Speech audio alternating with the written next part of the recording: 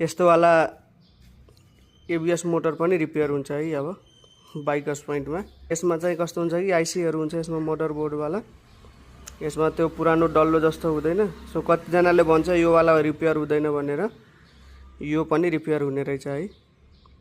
यदि यस्तो मोडलमा प्रब्लम आएको छ भने चाहिँ सम्झिँदा हुन्छ।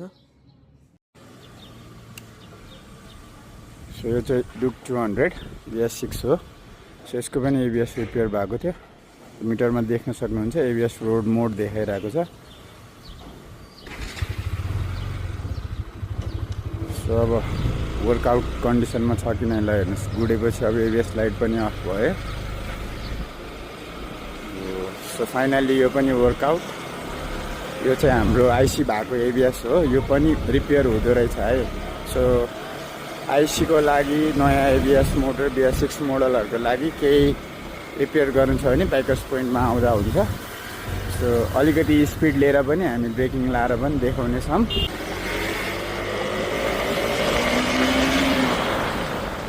सो 40 को स्पिडमा पनि मजाले स्मुथली ब्रेक लागिरहेको छ।